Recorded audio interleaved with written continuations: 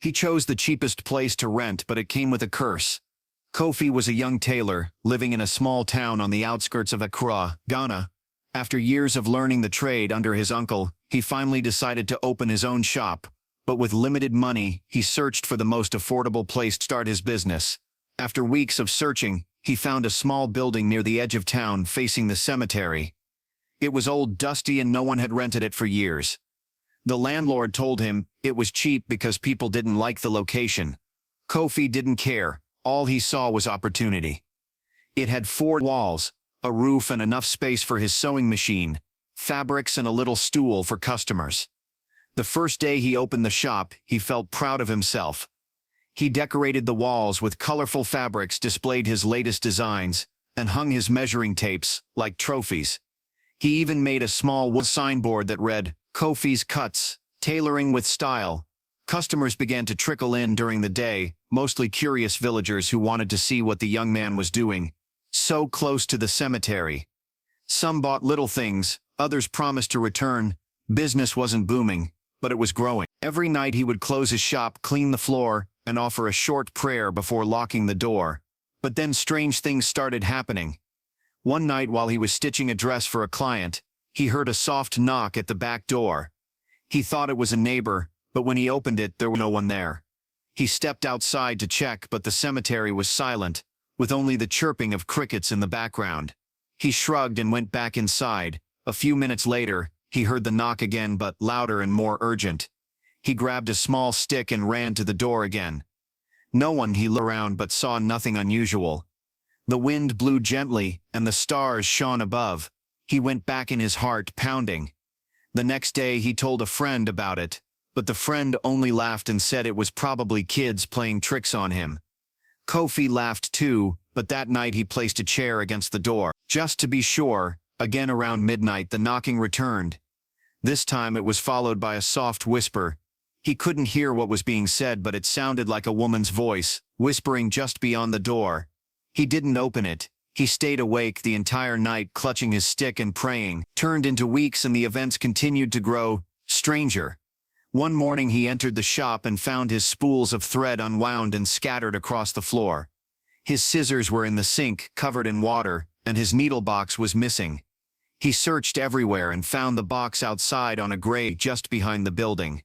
That's when fear truly set in. He ran back inside, locked all the doors, and refused to work that day. The villagers started talking. They said the building had a history. Years ago it belonged to a widow, who used it as a sewing shop. She lived alone and often claimed that her dead husband spoke to her from the cemetery. One night she disappeared and was never found again. Since then no one stayed in that building for long, but Kofi had invested all his savings. He had nowhere else to go, so he stayed and prayed and tried to ignore the voices and shadows that moved without. One evening just before sunset, an old woman came into the shop. She wore a faded head wrap and walked with a cane. She didn't speak at first, only looked around with sad eyes. Then she said, "You remind me of my daughter." She too loved to sew. Kofi tried to smile but felt uneasy. The woman pointed to a piece of red fabric and asked him to make her a dress from it. He nodded and promised it would be ready in 3 days. She paid in full and left without another word. That night Kofi worked on the dress. It was beautiful and elegant. More than what he usually made, he felt like his hands were being guided by an invisible force. Every stitch was perfect. When he finished, he placed the dress on a hanger and hung it behind the curtain to keep it safe. The next morning he returned to the shop and found the dress gone. The hanger was empty, and the curtain torn. He rushed outside but found no sign of break-in. He sat down confused and frightened. Later that day he told the tailor next door what had happened. The man looked at him seriously and asked what the woman looked like.